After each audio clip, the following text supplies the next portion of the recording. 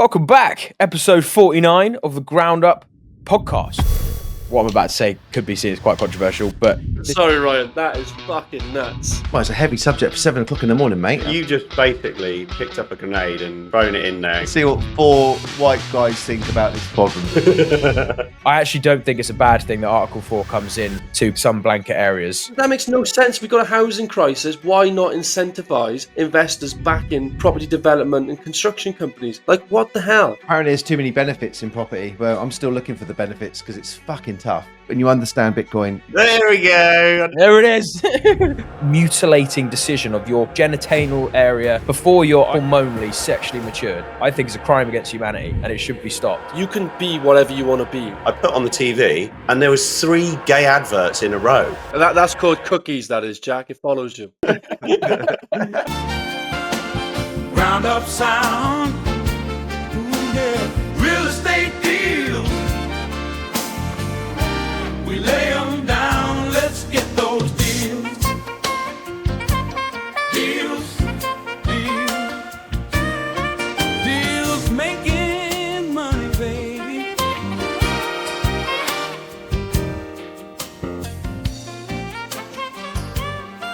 Welcome back, episode 49 of the Ground Up podcast. We've got a nice little docket today. We're going to go through HMOs and Article 4s that are coming into various councils and the sort of war back against HMOs. So there'll be a deep dive there. We're going to go over Dorian's new award that he's just won and a crazy crime statistic that's come out of the UK to do with trans people. So enjoy that one. And then we're going to go over how to fix the economy based on some debates that have come out recently on whether it should be higher taxes on the rich or whether we should look at reforming government. So this is going to go in all kinds of different directions. So I hope you enjoy this one. And we've got, for all our new listeners who might be watching this for the first time, we are the Ground Up Podcast for property developers from the UK.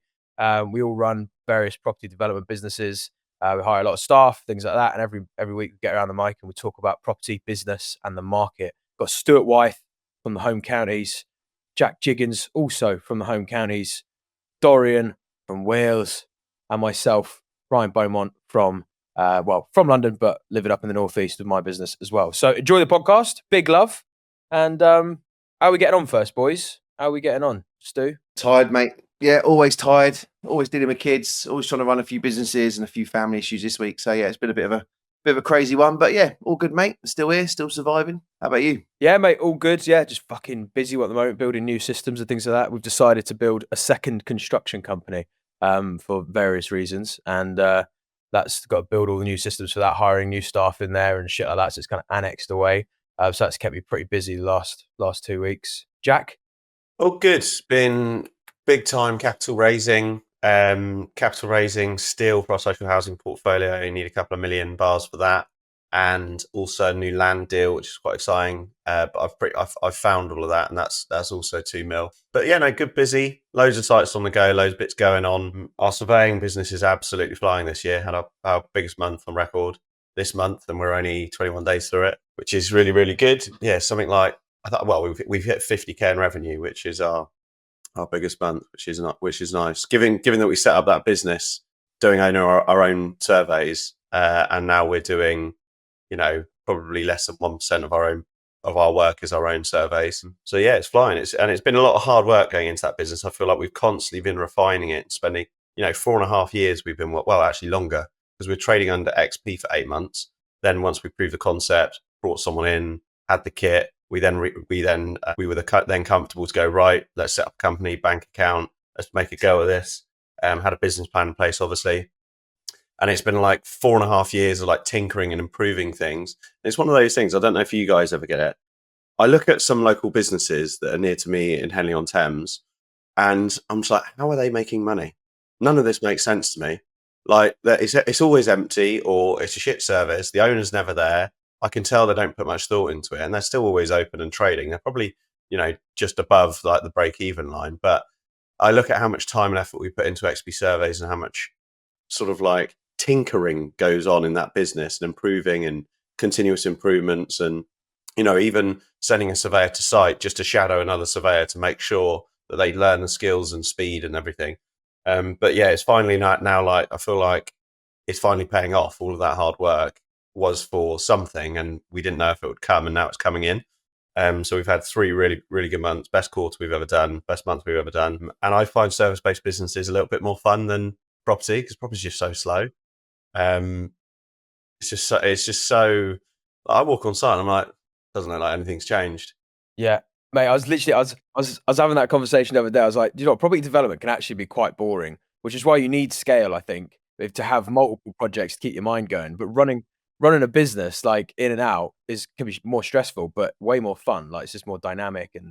It is high frequency, but with like lofts, for instance, it is like a 2-month process. You get the concept, the design, you get to start the work and then complete it and then see what you've built, which is quite nice. It's quite a high frequency business, and it's obviously high ticket items. These are 50, 60, 100 grand jobs. So yeah, I mean, one thing I absolutely love is because the development company, we essentially can take a project on and not realize any monetary value into the company that's of real change for sometimes 4 years.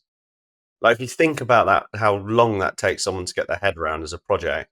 In our surveying business, I can bump in. I went to an event last night, bump in someone, they might go, "Oh, I need a measure survey." Book it in. Week later, we've got money in the bank and we've done the job.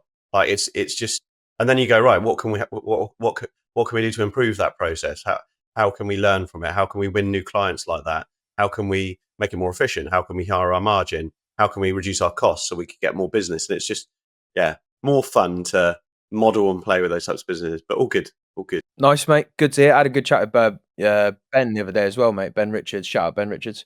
He's giving me some advice on potentially hiring an architect, and he was mentioning XB surveys was flying. Way better margins than an architectural practice as well. I should probably also say I graduated from the Goldman Sachs Business Growth Program this week as well. Went to an event at Dorian. We'll talk about Dorian, but I actually left. Yeah, did you leave, Jack? Yeah, I was trying to find you actually because I seen Alex and he said you was here, you was there. So I was trying to find you before I left, and then yeah.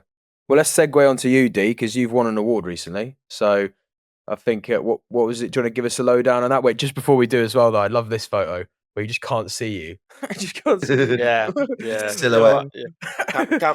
That's what happens when you put me by myself when it comes to taking photos with marketing. But yeah, go on, explain it, mate. Yeah, good. So yeah, it's been a very busy couple of weeks. I was, as like Jack now, I'm an alumni of the Goldman Sachs 10,000 Small Business program, and obviously because I've already graduated and I've been part of them for over a year and a bit now, I was eligible to be in one of the awards. I think next year, obviously, Jack, if you're an alumni, you'll be up for it. But these awards they've done is for their 15-year celebrations or something. They've got like a couple of thousand people in the alumni community, those that have graduated, and then they sent a poll out to the entire alumni, and they had the alumni vote for people in entrepreneurs for an award. So I didn't actually put myself forward for this award.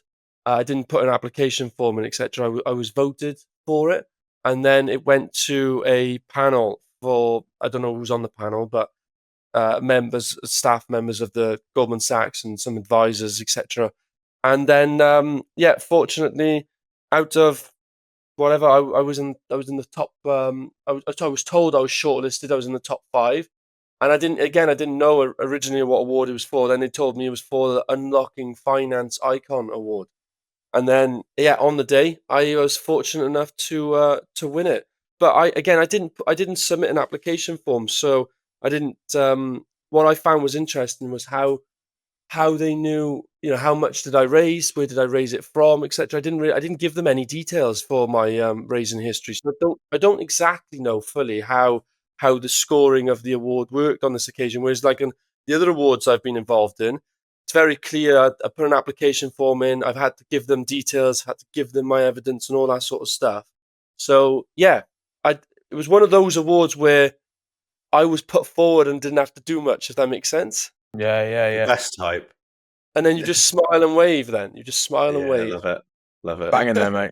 Absolutely banging. Lucky though that I was put forward before Jack graduated, because that would definitely be an award that you'd be up for, Jack, the next year. So I'm glad I've secured it. It's on the mantelpiece, and I can forget it now. So No, thoroughly deserved, mate. How about business, D? How's business getting on? yeah. So again, I've been doing quite a bit with self-development, networking, all that sort of stuff. I was with Goldman Sachs again 2 weeks ago at Wilton Park for a few days with the Department for Business and Trade as an event they would put on for like as a small 50 people event for small business strategy that Labour's developing. And we was in like workshops and stuff, and it was quite intense actually. But I met some great people. Like I met the director of economy from of Welsh government there. So though it's one of those things with those events. You don't know. I literally was saying this. I've got so much going on. You don't know whether to say yes or no to, and you don't really know who you're going to meet sometimes and how valuable that connection is going to be, if at all. But that was good. That was a few days. Business itself, though, we got a completion happening today, which is great. This should have already happened by now, but that's finally. And we got a completion next week. So a good string of completions happening. I did have a site that was meant to complete last Friday. On the day before, it just got shunted entirely into mid to late April in one fell email. I've already employed the site manager for it, so that's the downside. And yeah, I've, like I said, fortunate enough to have won that award. I've been told I've been second in a different award, but this award's a bit different as well. Is that it has a cash prize, so some news will come out on that next week, which was exciting. And then lots of recruitment, restructuring, and just trying to scale the business basically. Lovely, mate. All right, well, yeah, nice little round robin there, and how everyone's getting on. Cool. Let's derail this and go into some transgender crime statistics because you know what I'm like, boys. I like bringing some weird stuff to the table, but this just threw me, right? Let me just explain this for the viewers, just in case you're not looking at the screen. If you're looking at the screen, you can see this visually. And I saw this and just thought, you know, the Western world in general, you know, there's confusion about what fucking toilet some people should walk into. Am I a man or am I a girl? Quick funny story about that. When I went to see Dorian in his office, I was just milling around, and anyway, we'd been in a meeting room, gone for a wander around, met everyone, done all loads of bits, gone to site, come back, and I was literally just about to say, like, see you later, I'm off home. I'm just going to nip to the loo, and I walked into the loo and came out, and it was basically half of the Castell team there, like clapping me out of the toilet, and I'd gone into the women's toilet, which they found extremely amusing. I got that on video somewhere actually. Okay, yeah, that's slightly different. They're accidentally walking into the wrong toilets, an innocent, you know, an innocent accident. But you know, I'm talking more about maybe not. Maybe Jack's a predator. You got to be careful of him. Don't let him in your toilet. But the real thing we're talking about here is this like delusion that's come across society where, you know, we can't agree on man and woman and all this other crazy stuff. So that's like kind of one thing, and that's what sort of interested me about this, because I'm like, there's all this fight for trans rights and LGBTQ this and that, and this fucking, you see our international football team wearing rainbow armbands and all this fucking nonsense. I think that it is, and it should be kept out of, you know, firm public purview, because young kids are watching all this stuff. Young kids watch it and get easily influenced. And then you look at the crime statistics, and the crime statistics, this is for sexual offending. This has come from His Majesty's Prison Service data that as of 2023. So woman incarcerated for committing sexual offences in the UK is 3 in 1 million. So 3 women in 1 million will commit crimes of sexual offences. And men is a lot higher. So men is 395 per million. And that's, I think, you know, we can kind of maybe understand that there's more men than women who would commit sexual offences, being, you know, the dominant gender, and can more easily oppress women in that way. I kind of get my head around that. Not that it's acceptable, but that's just the way it is. But then there's men who identify as women, and they're at 1,916 per million. And this graph here is that, you know, you can see how much exponentially higher that is. And, you know, this could come down to crazy levels of hormone injections, confusion, you know, sociopathicness, whatever is driving it. And these are the crime statistics. And I'm just like, this is crazy. This is madness. So I just wanted to see what everyone thought, basically. Just put you all on the spot and just see. We're missing a category. We're missing women that identify as men. Yeah, we don't have them on here. But I'm guessing for the similar reasons why women in general have much lower sexual offence ratios. I'm guessing that's sort of the same reason. Do you think this because, though, I know they've taken it out and put it down to, like, you know, 2,000, but the pools are obviously still from like, in terms of the aggregate, is so different. Obviously, in terms of the number of women, you're talking in the tens of millions, whereas in the other pool, you're talking into. What you're getting at is there probably isn't a million men that identify as women. But Yeah, it doesn't matter though, right? Because we're talking absolute It's numbers. a percentage ratio, yeah. Yeah. but even with a percentage and a ratio, it can be distorted with the fact that with women alone who just identify as women, you're talking you're talking tens of either men or women. You're talking tens of millions, just straight women or men, right? And then in terms of my brain is going towards specialized pools of individuals, but that doesn't sound right. But Special call it that. individuals. right? Then Your minority stereotype. in what we're talking about here, the pool of them is in the tens of thousands, right? Or is how many millions people is it? Men identify as women? Is that say 48,000? Yeah. Yeah. So your one data set there is out of 29 million, and the other data set is out of 40,000. So therefore, the you can't just really do a straight. But it's still a ratio per million, though. It's still a ratio per million. So it's still on average, you've got whatever those stats show are calculated per million. So there's the million bar is the same average throughout. Do you know what I mean? Yeah, but I'm just saying you will always get, because of that, you will always get a disparity when the two pool sizes are completely different in size. But the I suppose the point that Ryan's getting at, how else do you run this research? You can't. Like, this is probably the best way to run it. Yeah, I know. I get what you're saying. Yeah, I don't actually have a solution for them. Just Yeah. it was a An thing that was observation. just coming into my it was just a thing that was coming into my head. That was all. Yeah, I think it's still. I think it is still average per million. Yeah. Should we not get too hung up on the how the statistics are resourced, and let's talk about the topic? Sorry, you nerds, you derailed us. What do we think though? Like, as in, have you just? I'm sure you guys have heard about all the madness of LGBTQ over the years, and it's kind of infiltrating our schools, our educational system, our public bodies, and it's becoming a priority. It's whole part of this DEI fucking nonsense that we need to eradicate. And then you see these crime statistics, and you go, and we're going all the extra miles and stuff for these people that commit these crazy crimes or higher levels of crimes. Should there not be some kind of consideration here for the crime levels? I mean, what do we think? Jack, Stu? I mean, yeah. I mean, it is shocking to look at. Obviously, on the screen, you can kind of see the top context of it is what, like 5-6 times the amount of people. I mean, I suppose what I'm taking from this is just how much of a percentage of men that identify as women are offenders is kind of my look at this. To compare it to generalized men, because we're, like Dorian said, a much larger population.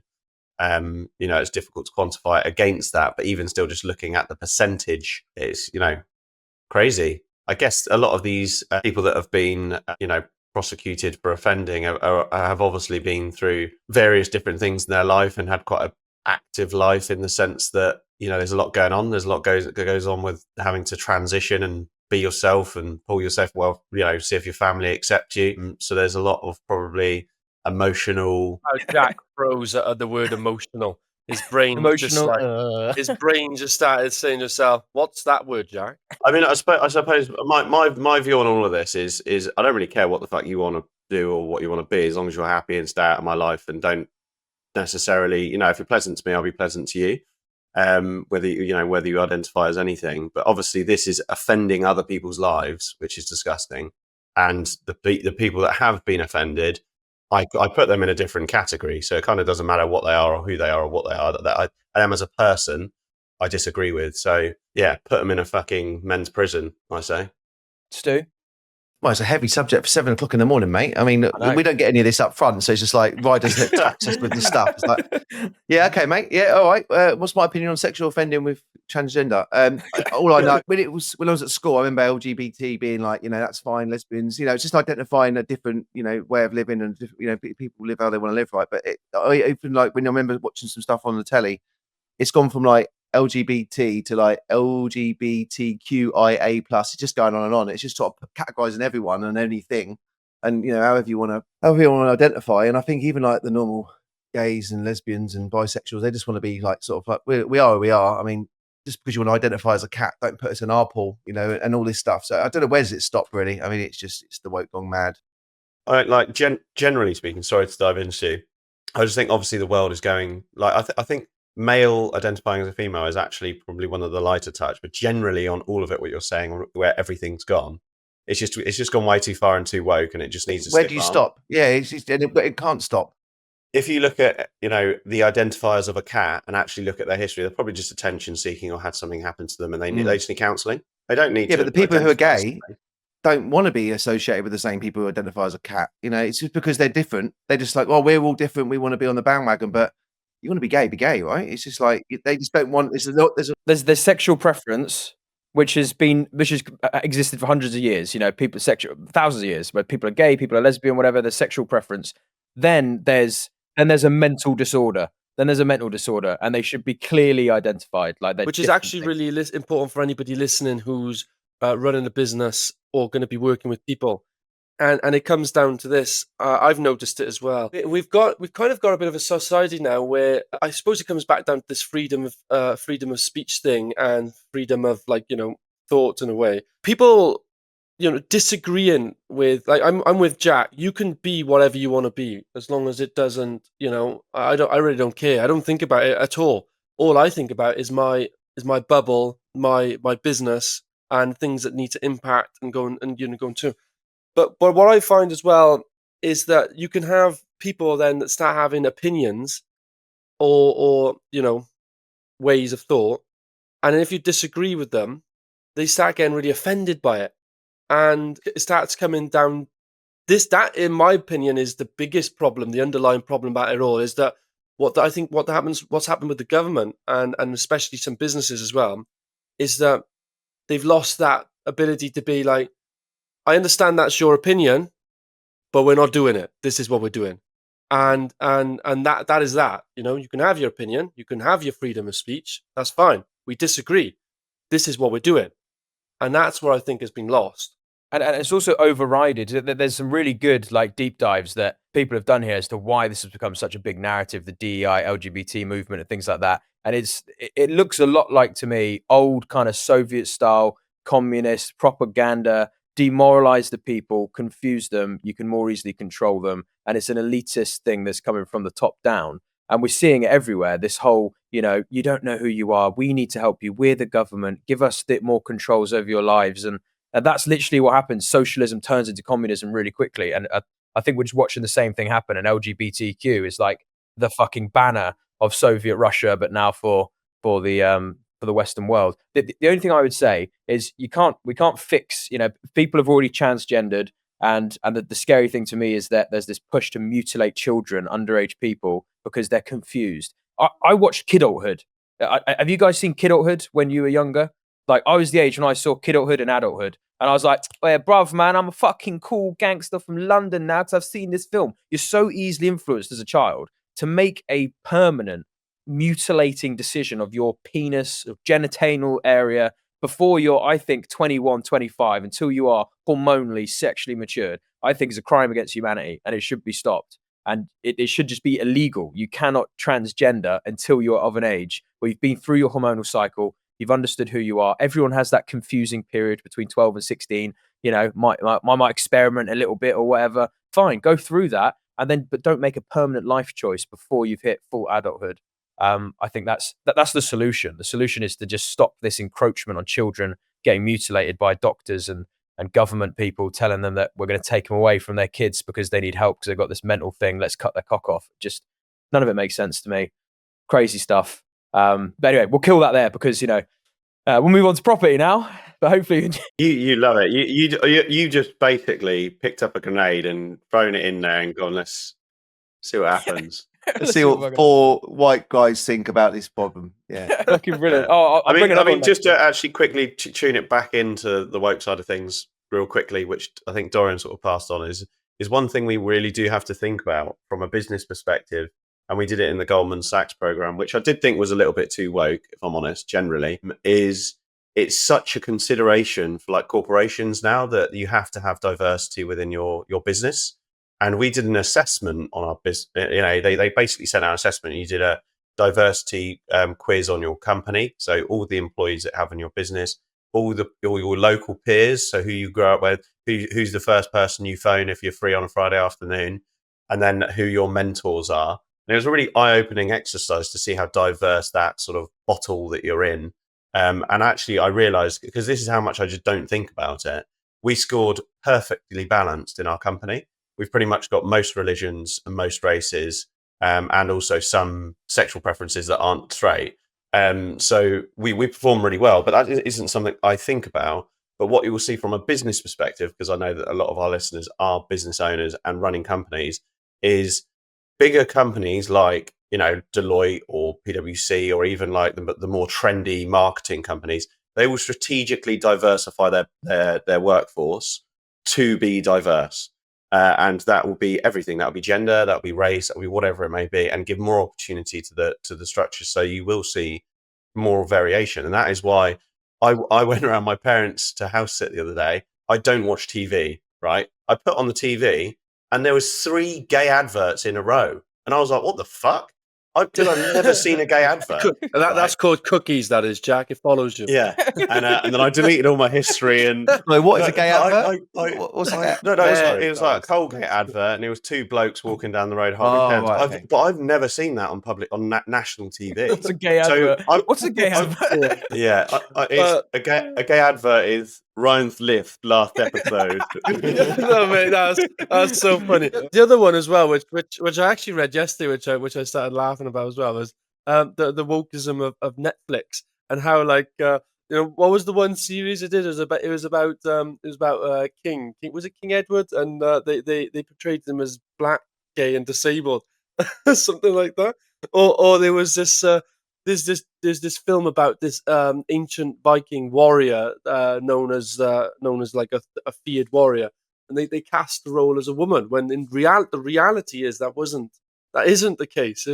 This is that demoralization, though. This is them. This is it. Hollywood is intertwined with all of this. Hollywood always has been, and media and propaganda. That's where the people go, and they're just top down. They push these agendas and just demoralize the next generation into thinking that that's how history was, and it just fucking wasn't. Picking on Jack's point, really, it was just it was that diversity obviously is. I completely agree with you. And Jack, I'd be interested to know whether you did your diversity module with Goldman before or after they scrapped the DEI policy over in the States. I don't know if you've seen that on the news. They Yeah. Good.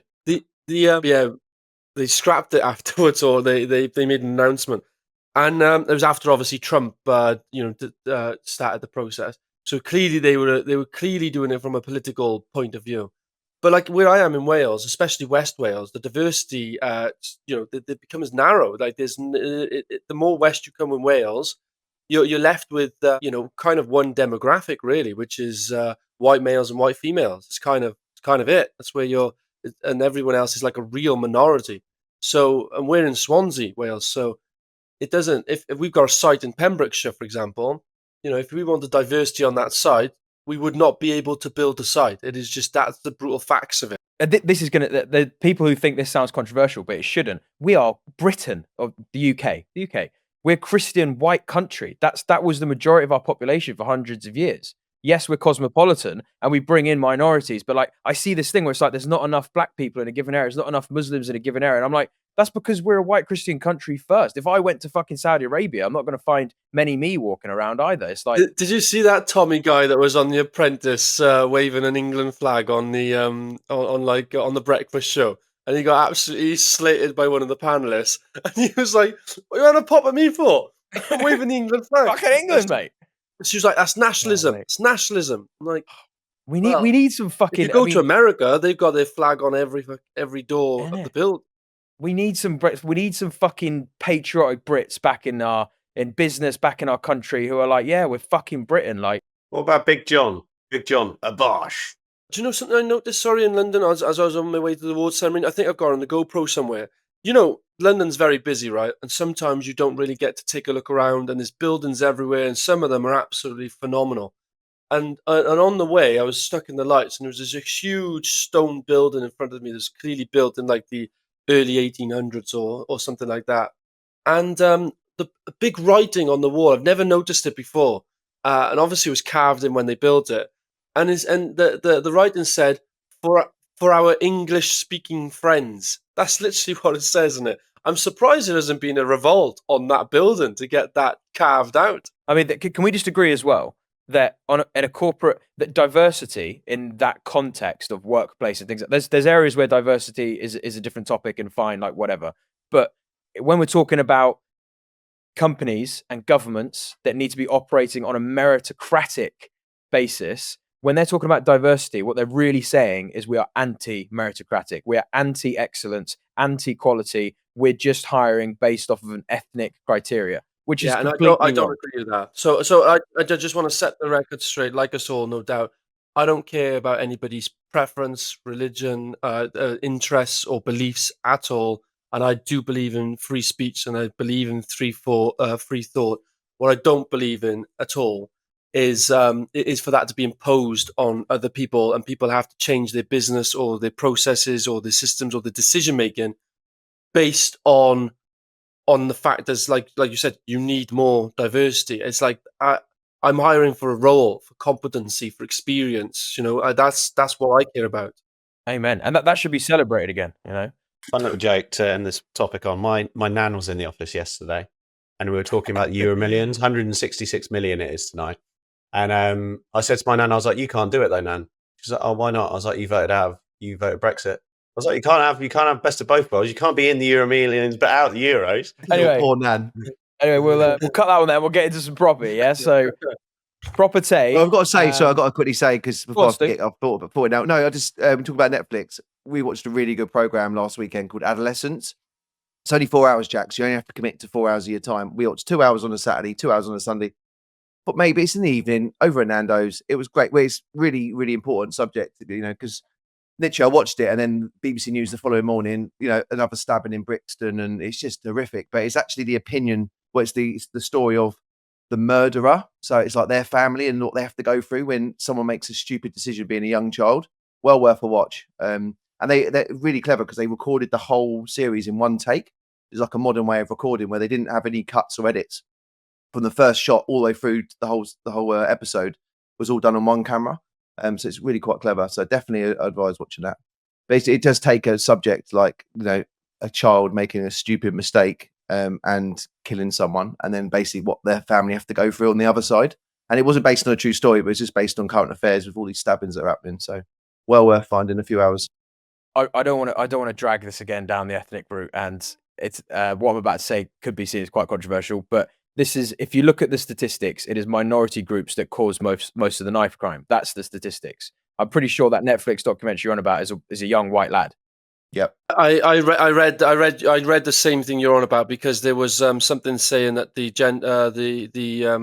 it's been reversed, is that it was based off the stabbing of a black guy that did the stabbing. But I think what Stuart said is actually what they've done is they've said this isn't based on a real event. It's based on real events. It's not based on the real story. So because of that, they could really technically cast anybody they wanted to. They could, but it's just to get like that. They'll happily change a king and queen of the past who was definitely white to black woman, but that they'll change the actual facts of today on the ground of ethnic minorities causing more knife crime. And again, it's nothing against those ethnicities. It's just that's the statistics, and then we change that to a young white lad, and that's Netflix to a T. It's just so woke and so. I mean, they may have genuinely done that, mind, to actually make it more, because it's such a serious topic. Like, it is genuinely about childhood knife crime, and if ultimately it means making the character white, because statistically that will get more views and everybody to be more relatable to it, then I actually think they made the right decision doing that. If that would be the case, you can play it both ways. Also, equally, it's not causing friction against accusation, because the minority of whites are the ones doing it. So we're just like, oh, I was just going to say that was quite back to like entrepreneurialism and business. There was that kid from Loughborough University who actually designed the stabbing product, which is now looking to be adopted completely nationally, where basically if someone's been stabbed, it imitates putting a knife back in because it helps with the bleeding. And it was literally a Loughborough University medical student called Joseph Bentley, I think his name was, who designed it at uni. And it's pretty crazy that he a student has brought that out.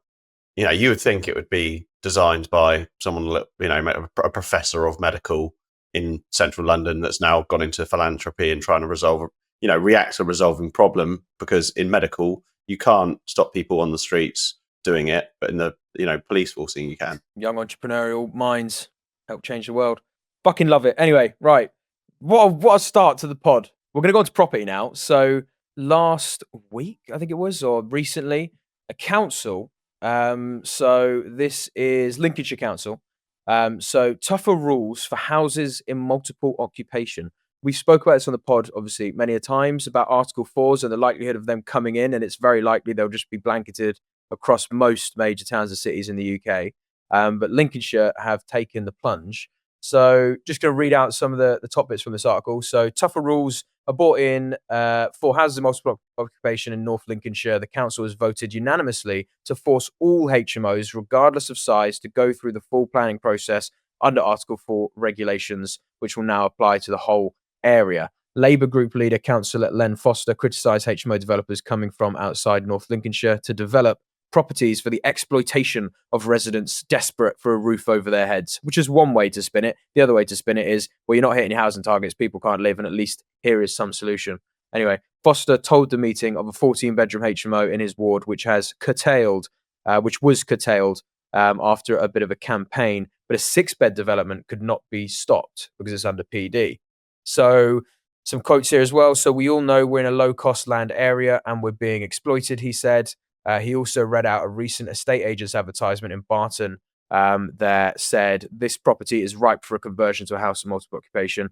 Conservative council leader Rob Waltham called the motion critically important. Many young people rely on HMOs as a means to get out of a family home for all sorts of reasons. So I don't want to demonize HMOs, he said, but the change was to provide extra scrutiny of people developing such accommodation. So we've heard all this before, guys. Obviously, we've been in committees, we've been through the planning system, and we know the kind of controversy around it. I'll just give my quick 2 cents here and then pass it round. I actually don't think it's a bad thing that Article 4 comes in to some blanket areas. I actually don't think that's a bad thing. But I think the way in which they're doing that there, and talking about it in a way that people are coming in to exploit the area is kind of like painting capitalism with this bad light, that people see an opportunity to produce housing that will make their money kind of a win-win outside of government controls that have created the issue of a lack of supply and demand because of overregulation, overplanning, crazy fiscal policies and things like that. I think it's just a bit hypocritical to hear that come from a council. But anyway, what do we think, guys? Who wants to take it? Stu, what do you reckon? Got nothing really to add, really. I've sort of come to terms with the fact that if I don't do it, someone else is going to do it, and it's a free market. I'm going to do the best I can to provide the best housing I can, and I've sort of got past the point of making money now. It's a way of life. I enjoy what I do, and ultimately, our stock goes within hours, and people who live there seem to stay for years. So if we're helping more people, have somewhere to call home, that they feel comfortable, safe, and secure, and they can afford a way of living.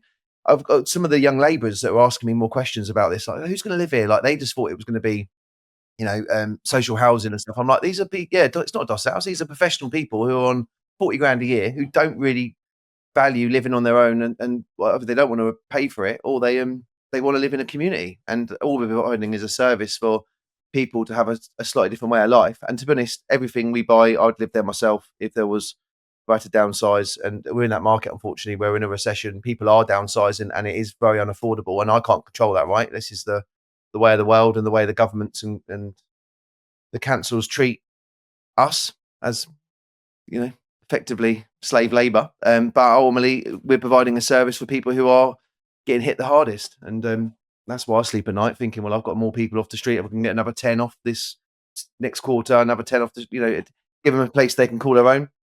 Don't see a problem with it. I just don't want the council telling me what I can and can't do. That's really not fair, because I'm already going above and beyond what the minimum requirement is. Yeah. So Yeah, I think you'd have to give some charitable remark to the fact that I wouldn't say you're unique, because there are people trying to provide good professional houses, but there are exploitative people who are cramming rooms in low quality, low spec, and they should be scrutinized. You should be. I think the minimum standards for HMOs are ridiculous. 6.5 square meters for a fucking room for someone to live in. That's ridiculous. It should be 9 at least. Like, we try and aim for a minimum of 9. And they should look at re-regulating the actual standards rather than just blanket kind of, let's just stop everything. And that will help, I think, anyway.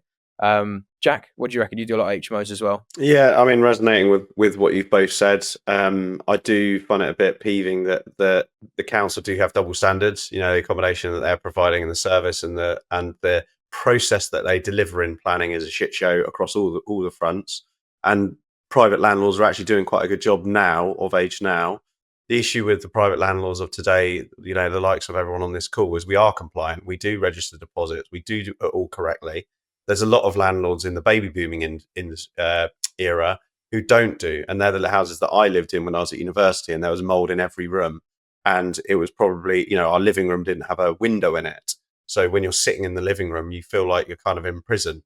Whereas we flip, that's the reason, you know, through pain comes virtue. Is we actually, the reason me and my brother set up the HMO business, because we were like, why does it have to be shit? It could be really good. It could be like the best house you've lived in. It could be a really good experience. So we obviously are always completely compliant. I think that there's a lot of landlords out there giving us a bad name, and that's why the general public probably would pick negative rather than positive. Article 4 direction, I'm fine with that. I completely get it. You want to keep some of your high street, like you want to keep some, you know, your industrial area.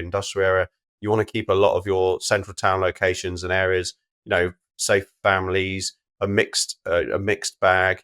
And what happens is, because it's a free market, if Article 4 direction comes in, landlords, if there's demand, landlords will just do houses outside of Article 4, and people will just have to learn to live outside of the town centre, and, you know, probably pay a slightly different rate, or landlords might go to a new location. I think that the Article 4 direction is sensible, and the only painful thing for a landlord is the additional cost that comes into that then. So every HMO is a planning application, is all the assessments. And whereas I keep our HMO delivery quite lean, because none of our areas, not one, is in an Article 4 area. And, you know, all the locations that we deliver HMOs in haven't got Article 4. But yeah, in principle, I don't have issues. I mean, it's obviously already quite a heavy regulated space. One thing that touching back on the bad landlords is when you really realise. So one thing that really pisses me off is, because we are fully compliant and we get a HMO license, we are easy targets because the council know we're a HMO. I know landlords that don't get a HMO license, and no one knows it's a HMO other than the neighbours that might complain. But you can't prove necessarily which house it is, or, you know, whether it is unlicensed. They don't know that. So there's a lot of unprofessional landlords that I think they should probably focus more of their attention on, and actually try and find the HMO, you know, maybe do a poll on electoral rolls, and if there's more than 3 people in that building on an electoral roll, that it's obviously a HMO. But I can guarantee they've never done that work and gone to the extent of trying to find HMOs that are unlicensed and bring them up to spec. It's a big resource, isn't it? They just don't have the resource or the aptitude, let's be frank, or the competency to actually enforce regulations. So instead, they just keep bringing in blanket policies, generally that incur taxes or some kind of additional revenue to the council, and then they just leave it at that, and then just penalise the odd people they catch as a case to prove the point. And it's just fucked. I think there's a solution to this, and I think they should bring in Article 3. Let's call it Article 3 should come in before Article 4, and Article 3 should just mean much higher standards and no social housing HMOs, and they can get passed still under permitted development. So you increase the minimum space standards. They have to be en suites, for example, all that kind of stuff, and they have to be professionally let. They should do that first to try and stem the bleed, because they still need to provide the housing for these young working professional people, and then bring in Article 4 once that goes too far. I think they should stagger it rather than just go, right, everything's going through planning now, we're going to congest our planning department even more. They should just, you know, think about it and go, should we actually just make this a staggered process and implement change over time and like monitor that change rather than just blanket? But what are they trying to actually stop with the Article 4? Like, they're trying to stop people because it's already regulated. So It's typically, so if you look at like actual like ratio analysis, which I do in Reading Borough Council, they do an analysis on a certain area and how many percentage is HMOs. So if you're in a you know, let's say you're in a cross section near Reading University and there's 5 roads around and you want to put a HMO there, if there's already a higher percentage than the ruling, you just can't do it. It's a blanket no. And that is because families don't want you know, if you had 15 houses in a row that are all student houses. And, I think the student world has changed quite a lot. But, back when I was there was high populated student areas. And at 1 a.m. at night, the road was full of people. And you then have families there trying to sleep to take their kids to nursery in the morning. And that's not really a nice environment. Obviously, the free market again speaks because that family might move to a suburb area and not live in the town centre. But I do get it. It's like it's basically bringing diversity to a balanced community is the main reason. And what do you think? What do you think, D? Because you don't have many HMOs in Wales, do you? As in, they're just not as common, I'm pretty sure.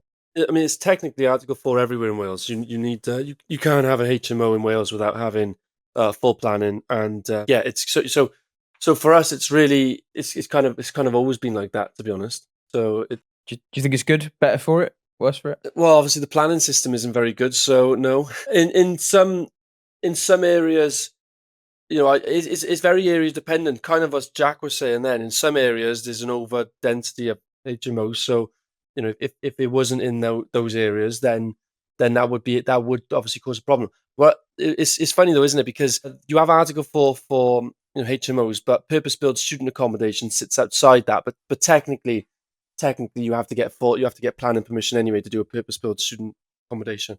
So it's kind of a nil point, I suppose. Anyway, long story short, it's situational.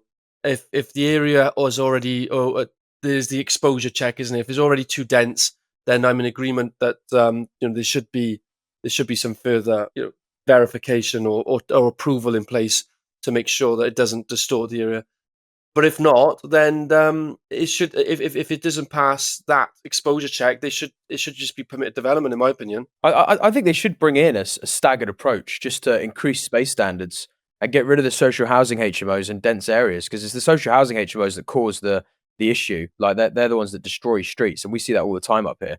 The historic social housing HMOs, and you just see it. You just see it the street. You go, fucking hell. And like they can ruin streets really quick. I had a really funny meeting with the council this week, actually. Our doctor's surgery, which is cluster flats, West Ox have reached out to us and said we want to take the whole building on. And obviously we've got social housing. We're the registered housing association in South London. And then all of our stuff in Oxfordshire is private rented. And in the meeting, there's like head of housing, asset management, housing growth, and then like treasurer or whatever in the meeting on site. And I saw we're basically discussing them taking on the whole building, and there's obviously things that I need to realise, because I could let these rooms like that for $850, $950, depending if they're ensuite to private. Then I've got my costs, so I'm now like sort of gauging what it's going to be like. And my question was like, I was like, what type of tenants are going to be in here, because it's our name on the door of this building, and if it's I'm hoping this isn't coming across as NIMBYism. But I was just interested in that question, and one of them said homeless. Like literally, just the first thing she said was homeless, and then the other guy was like, "Well, I'm thinking this suits a bit better for families. We could do families." And then I'm thinking, well, is it homeless or families, or is it are they both? Anyway, you could see that they were trying to negotiate really badly, because one of them is trying to get the building, and then in the heads of terms documents, I sent them a draft, and I sort of said, I need to know the tenant type, because I might be committing mortgage fraud if you don't declare that such and such tenant type is going to be in there. The mortgage company won't allow that. I need to be very transparent to them. So I don't have an issue with any of these tenants. And anyway, the treasurer lady said, "Oh, we can't tell you at all what's going to be in there, like what type of tenant's going to be in there. It's just going to be you're let to the council, and that's it." That's exactly why we didn't go with the social housing option. Fucked. Absolutely fucking fucked. All right, let's move on to question. So we have a question this week. Now, shameless plug. If you've got questions, we've kind of stopped doing on the podcast now because there's so many topics of conversation we could throw around. But if you want to join the Ground Up Network, which we host every week, we do a live stream for an hour, 2 hours with the Ground Up Network members, and we go through all of their businesses. We go through their case studies, appraisals, loads of stuff. If you are interested in property and you want to grow in property, or you're already at a stage in property and you want to scale, join the Ground Up Network. It's a 7-day free trial. You can try it before you buy, and it's £100 a month. Literally for £100 a month. I mean, we had a guy in there the other day, Matt, I'm sure he wouldn't mind me saying, and he had a structural warranty quote that he got through a broker. It's about something like 25 grand. And then we managed to get him direct to one of the providers with a simple, here's a good contact. And I'm pretty sure that's going to save him potentially 5-10 grand, which is like 5-10 years of the Ground Up Network subscription. So it's well worth joining. We're trying to give as much value as we can, build a genuine community, not like these course sellers who are exploiting vulnerable people who maybe are naive and don't know any better. Like, we are building a community of just good people. We don't let people in who aren't good. We have some mess arounds, and we just send them a nice email and say, sorry, you're not right for this network. So it's good people in there. Make sure you join. The link's in the description. Big love. Anyway, on to the question that we are going to floor this week, just because it's slightly different from usual. So Jack brought this one to the table. So Jack, I'll let you take away. So yeah, this is the question came through that interesting, because we might deviate into something that's not property related. So Reese Silver 11, my favourite number 2. Where to start if you're someone not wanting to get into property but have assets? Now, this is quite generalised on the assets front, because that might be property. That could be other assets. I don't know. I'm guessing it's property, given the question. I mean, my first question is, why do you not want to get into property? My first question is, like, you kind of you don't know where to start unless you know what you want. So you've got to figure out, what do you want? Like, what are you trying to get? Are you trying to get more money? You're trying to get cash flow? You're trying to get some form of like annuity? Are you trying to get a business? It's your career? Yeah, like, well, and this you can only really start when you know where you're trying to go.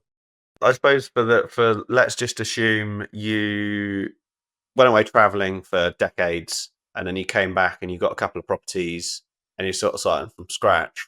But you have a couple of properties. I think a good start is to try and optimize those assets that you already own. That might be refurbishing them. That might be changing the strategy on them. That might be selling them and reinvesting it in other ways. Yeah, the question is, like, you don't want to get into property, but you want to start, but you have assets. Like, you just so the answer is get into property. Or become a bank. I mean, it's quite, you don't it's want to quite a become good property. question if you think about become it, a because finance we don't have an answer. Yeah. I mean, because he's missing that key word. If he said, and we could hypothetically do this, if he wants a career, or if he wants a business, or if he wants cash flow, or if he wants wealth for him and his family, or legacy wealth from his children, there's different things you would do for each one of them. If I was to give an answer to this, kind of more of an asset management kind of wealth advisor hat on, rather than property developer or any bias or anything, I'd say, have you optimized the portfolio? Have you asset managed it? Is it stable? How's it going to fare in bad market conditions? What's the debt levels like? Maybe just, rearrange the assets so that they're secure for the long term, that they're optimized, and then put in a strategy to make sure that they don't deteriorate over time. All those sorts of things, I think, to optimize the wealth you have, and then do whatever the fuck else you want. If you want to sell them, buy Bitcoins, sell them, build a business. Yeah, I'm surprised you and Stu haven't just said straight away, Bitcoin, mate. Where to start? Bitcoin. Where to start building your Bitcoin portfolio? Well, refinance, and buy. Yeah, I mean, Or become a bank. It's where to start. What with finances, I'll just refinance them and use the money, become a bank, lend it out to other investors. You could lose it. Could potentially, if they're lowly geared, if you inherited those assets and you've not got much gearing against them, you could maybe use them as cross collateral to start a business and get a business loan and scale a business if that's what you want to do. That's outside of property, or sell them to buy your dream house, or sell them to do some traveling. I suppose if you got assets, you got some wealth that you can do something with. Either protect the wealth and asset manage it, or use it and leverage that to build something else. It's probably the only thing you could say, isn't it, without having more context, I suppose. The other thing, so there was a debate that came out, Diary of a CEO, a guy, and he debated between Daniel Priestley, who Jack's met and did the Dubai trip with, who seems like a great guy, genuine guy, seems fucking switched on, smart, doing his thing, digital entrepreneur, pushes entrepreneurship. And then you got this Gary economics guy who's always peed me off ever since I've seen him online, because he just virtue signals to a certain demographic. He's found that gap in the market. And he just virtue signals and go, I'm doing it for my audience viewers, even though he's some millionaire trader who just exploits the trading market. That's kind of a subsidiary of the real economy, and just extracting wealth that way. And then he claims that he's trying to create this political movement to tax the rich as a means to solve the economy and the demise of the country. And I just thought it's good to throw this one around the room. We do have a big problem of a wealth gap that's exponentially growing. And with that, there are some knock-on effects The disagreement is in what the actual the solution is. Is it inspire more entrepreneurship and create an environment, an ecosystem in which we have more free market and we can inspire growth, innovation, because it only takes a few successful entrepreneurs to create thousands of jobs and potentially billions and billions of pounds of growth to the economy? Or do we tax more and give more control to the government, like housing stock and all this other stuff that's happened over time, and tax the rich to the hilt so they pay their fair share, even though at the moment the top 1% are, I think, fund 30% of the tax revenue in the UK, and the top 10% fund 60% of the tax revenue in the UK. So what do we think? D, start with you, mate. So just to give the listeners a summary of that actual interview, Daniel, as Ryan mentioned, Daniel Priestley is a massive advocate for entrepreneurialism. Get out there, do what you can, create businesses. He's all about worldwide businesses in the tech industry, because then you've got a level platform to trade in India as well as you have Australia, and to sort of build that wealth through entrepreneurs then employ people, the economy flourishes. Unlike the Trump ethic, where you go grow, and everyone benefits, and reduce that gap of I suppose inequality in exactly. Whereas this Gary Economics, or what's his name, Gary Stevenson, is of the view that you just heavily tax. That's all you do. You heavily tax the rich, and you blend that sort of middle market and lower market. Because they don't believe that people should be ultra rich or high net worth or even more fortunate to be rich, and they're two very different views. And Brian's question to you was, which one do you believe in, or what's your opinion? So obviously, just to start the point, I'm not a fan at all or a believer of heavy taxes. The one big reason why I'm not a fan of that is because of it decimates cash flow for growth. And I don't mind tax in itself, but the problem you got is that I believe the UK should really take a forward investment approach. And if anything, even if we have to keep the tax that we have some form of rollover of when it can be paid, because the cash impact of paying taxes strips away the investment in staff, the investment in stock, the investment in opportunities. And so even if we had to keep the tax rate, it's the sorting out the cash flow impact on businesses would go a long way. But ultimately, though, I think, and I would agree, that it's taxing businesses or rich people just sounds like an easy thing to do. But in today's world, where everything is digital and fleeting, and you can have offshore companies and stuff, unless you've got an infrastructure-based company, you will have people leave. And I honestly think that some of these policies will probably a negative impact on cash. What they're not seeing is the opportunity impact. But keeping it very simple, there's three things. One, I think the biggest and most important thing is that the government should have some form of forward investment policy on on when and how tax can be paid for businesses, because they will end up growing more. And very quickly, like right now as I speak to you, we've got accounts filed, we've got various different businesses and stuff like that. We have to pay hundreds of thousands of pounds in tax, literally hundreds of thousands of pounds in tax.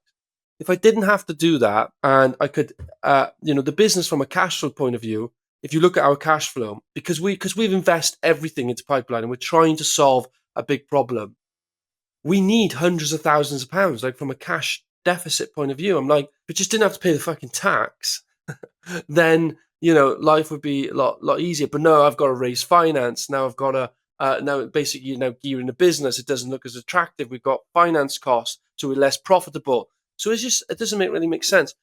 But the second thing is, I think the government should provide better incentives for investors to invest in businesses. I know we're not talking about tax rates specifically, but they would get a break on their tax. So what I'm talking about there is incentivizing rich people to invest their wealth into the UK system in exchange for a tax break.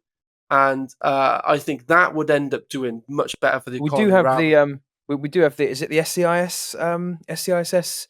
You have the SCIS and the EIS. EIS, which does work. It's probably one of the best but things. we're excluded from it. We're excluded from it. So Right. property developers are excluded. So fuck you. Yeah, we're too greedy. Yeah. Which that makes no sense. We've got a housing crisis. Why not incentivize investors back in property development and construction companies? Like, what the hell? Like, why? Why not? Apparently, there's too many benefits in property. Well, I'm still looking for the benefits because it's fucking tough. Do you know? Do Yeah. you know what I heard? Yes, I was at a networking event yesterday, a supported living networking event, and I was like walking over to a group of like 4 people to say hello. My name's Jack. I've travelled an hour and a half out of my way today to come to this event and meet lovely people. And a woman was just like, "Yeah, I just got into supported living because I just didn't want to be one of those greedy developers." And I was like, "Right, I'm off." Yeah, like, fucking hell. Let's just think about this. Yeah. So we've got at the moment. So we've the Labour have come in and just fucking abolished the working class and abolished the market.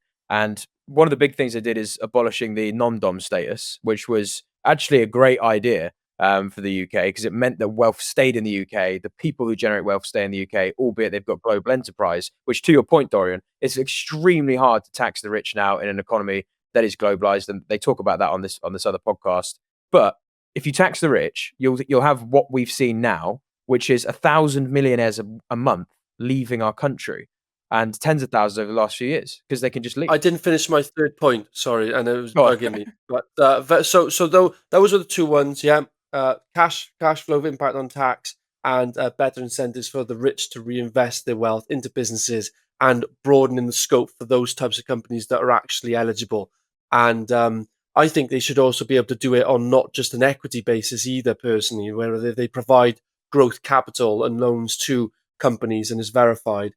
Then there should also be some form of incentive for doing that as well. Like the returns they get, for example, either tax free or just on the returns, or very, very low rate of tax on that. I think that would be phenomenal. And the third one, which is important as well, what was the third one? Oh my god, I just had it. Fuck, it's important.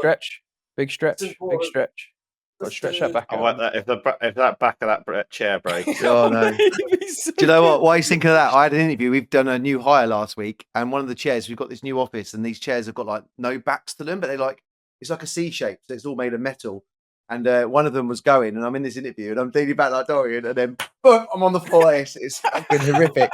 And this woman just couldn't stop fucking laughing. It was so embarrassing. Oh, efficiency. I think He's back. I think the cost spending of basically, why do they need tax for? They need tax because they need to spend on stuff. But the problem is actually that there in itself is the problem. Is that what are they spending on, and how can they make efficiencies? That's literally what I was just looking at. So for an example, and this is Googling a couple of resources that might be slightly inaccurate, but I Googled first off how much ultra high net worth tax is charged in the USA. And like the first source, and I don't know if must be wildly out, is from taxfoundation.org. It says 36.8 million per person. So, I mean, realistically, how much is that going to bring into the economy? Then I Googled how much money has Doge saved since they came into action, and it's £105 billion. And that is purely by cutting the fat. So what Dorian's saying is, yeah, let's tax more so that the public and government and taxation businesses that have those grants can be even more shit at spending it. Yeah, and that's the biggest problem. We need smaller government. I mean, it's kind of like, I'd be happy with one if I could have the other. If you could improve, if you said, all right, we're going to tax you, I'd be like, cool. As long as you spend it better, that's not the end of the world. So I've just quickly checked, and apparently the UK government's total public spending is about £1.2 trillion a year. Apparently, okay, £1.2 trillion a year, and they were talking about in their budget about what, a £20 billion black hole or something. Yeah, I bet you any money if you put the 4 of us in a room, and then they're using that £20 billion thing for the NI, but really, I think it's much more murkier than that. They just gave it to the unions. They gave the unions pay rises. Like they literally just went. They gave the unions pay rises in the order of 10 billion as the first port of call. And what the fuck? Like it's fuck. Milton Friedman said it best. Milton Friedman, famous economist and brilliant guy. And his point was government should serve 3 core functions and nothing else. 3 core functions: national defense, because you can't privatize national defense. That becomes an oligarchy very quickly. National defense, the judiciary. So having rules and standards and things like that law that people live by, and then having an enforcement of that judiciary so that people's property and their sovereignty is protected. So a police. Those three things is it. The National Health Service, the educational system, and the litany of other services that the government's intertwined itself in are all big waste, because everything we give to government wastes money. And if you cut all of those things, we could probably pull back that 1.2 trillion to something like 50 billion, but maybe 100 billion tops. That there's always going to be, well, but this is Milton Friedman's point, is that if you look at what should be critically required. Sorry, Ryan. That is fucking nuts. Yeah, but think about it. Think about it. Yeah, if you privatize all of these things that shouldn't be, the debt servicing cost on the debt alone is like, yeah. like No, I know. billion. No, I know. I'm saying in a hypothetical scenario where you could reduce them to those three core functions. Yeah, let's say it's 50 to 100 billion, something like that. I can't remember what our national defense even if they budget is. dropped it to $1 trillion from 1.2, even if they did that, right? It would that's a 200 billion pounds a year that would allow them to bring in some of these like tax incentives, investment incentives directly to businesses. I bet you any money if the UK had tax incentives, like we're wealthy people could invest via loans and or equity to like any UK registered company, providing it's verified or through something, and the returns they would get would be tax free, right? Bet you any money the injection of capital coming into the UK would skyrocket just from that one policy alone. Yeah, it would, but just hear me out on this thought as you play out, because Milton Friedman, bear in mind, this is a brilliant mind, and he says about these three core functions, the reason you can get the cost of government so low and basically reduce taxes to near zero is because those three functions done, because there's only three things for the government to work on, you can make them good at those services. You can make them better at those things. They'll never be as good as the private sector. Then all the tax revenue that went to fund the additional 1 trillion that was there, that's now going to private businesses. So it's still kind of a tax. You're still paying for the service, but now it's going to free market enterprise that's incentivized to reduce the marginal cost of production down to zero. And you're still paying for the services. It's just now you're making more money. Wealth is more abundant. There's more optionality on the marketplace, and it drives economic freedom. Like, yeah, but that removes just the power and greed. That removes the power and greed of governments, which is like, it's a fundamental human desire is to have the power and greed of that. When you say never as good as a private business, I doubt you could make HMRC more efficient. AI and simpler taxes. Just a blanket, like more blanket taxes rather than these convoluted, crazy taxes, and then that makes life a lot easier. Yeah, flat rate, low. Everyone wants low tax, high growth, right? But when I listened to Gary's economics, I sort of agreed with him that you need a higher tax. Even though I've always believed in low tax, high growth, which some of the best countries in the world do that. But he's right. When they print money, when they have the ability to print money, the money goes from the poor to the rich, and that is just exponential, and it can never stop because they can keep printing money. And it's you have no choice but to take it from the rich and put it back into society. And then you've got universal credit, and you've got this other means, this quantitative. Why tax anyone when you can print your own ability? Why even tax anyone? It shouldn't even be a problem. But they want to feed it back into the economy. And austerity would never let us drop from 1.2 trillion to 1 trillion because no one's going to take the tough decisions to go through 4 years of absolute hell. When you live in the environment I live in now, which I'm so detached from all these problems because it's inevitable. And I think that we just all live in this little alien world where we just assume it's all going to get better. It is never getting better. It's just going to get bigger and bigger and bigger until there is a big reset, which happens every 100 years. And when you understand Bitcoin, you completely. There we go.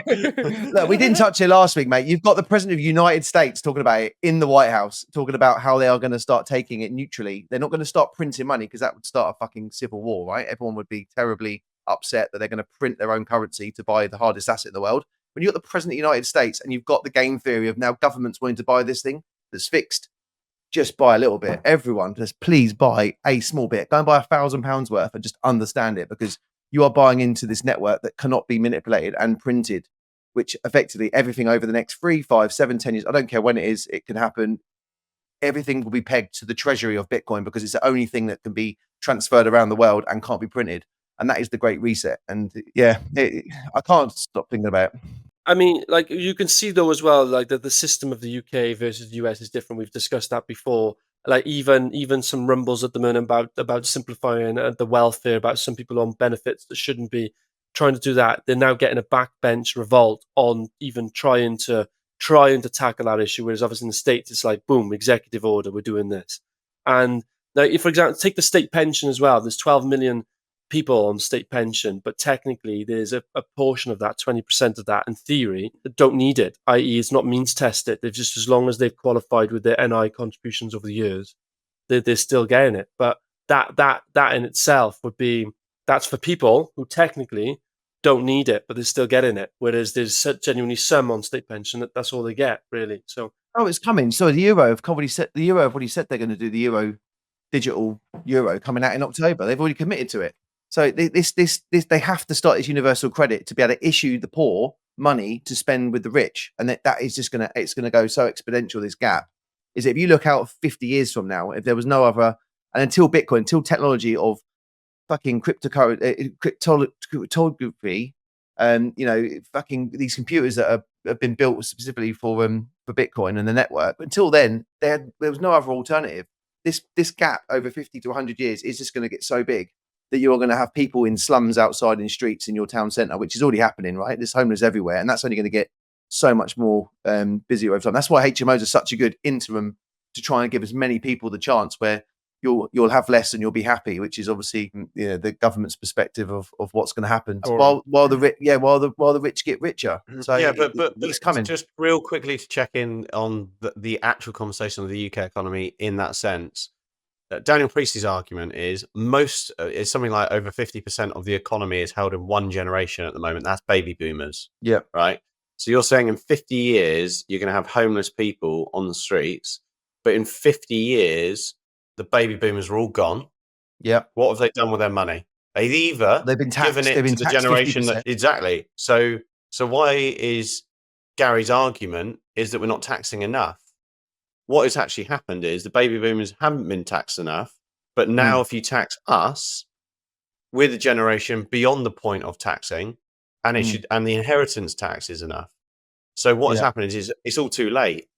Yeah, it's all the generation that should have been taxed. That's still a symptomatic debate, though, isn't it? On a symptom. But the inherent problem is government's too big and it does too much. The NHS is a failed experiment. It doesn't fucking work, and it's never going to work. And it's more than our national interest. Like, the NHS is a failure, and it needs to be privatized again. I just think it's the only way. The emergency services, fair enough. I mean, emergency services we can keep. The problem that you have with something we had this topic last week with Jim on talking. I can't remember what the fuck we're talking about, but it's something woke again. But the problem when you blur the lines with ethical and business, you always have a problem. Like the NHS, the problem with privatizing the NHS is some people can't afford the public cost of that, and that's healthcare, which I do think is a good product to be free for everyone, in my opinion. Yeah, but it's not free because you pay NI. What the fuck has he got? What's that?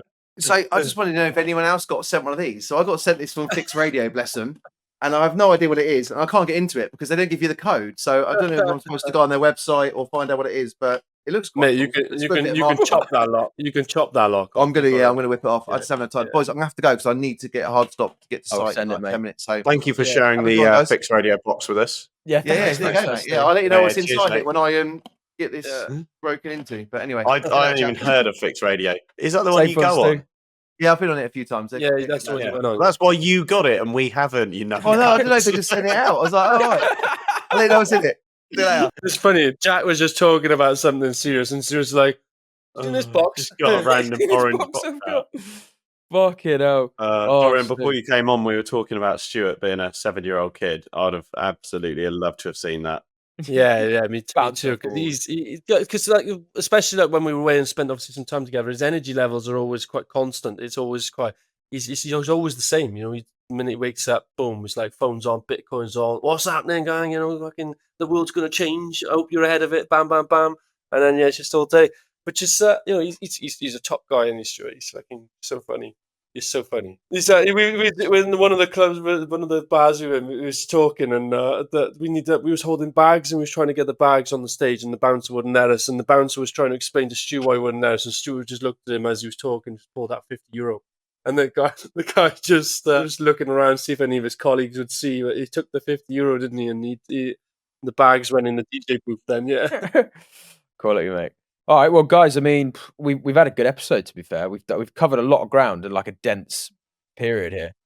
bit of a wild one. So Rye loves a grenade. You love a grenade. I'm Do going to throw a love a grenade at grenade. you next time. yeah, please do. I mean, look, at the end of the Put that day, in my diary. at the end of the day, it's important that we talk business, we talk strategy, talk those things. But I do think there's so many other perverse things happening in the world at the moment that we should also talk about those things as well. So yeah, any grenades you've got, guys, bomb away, and let's. Sounds good. Sounds good, yeah.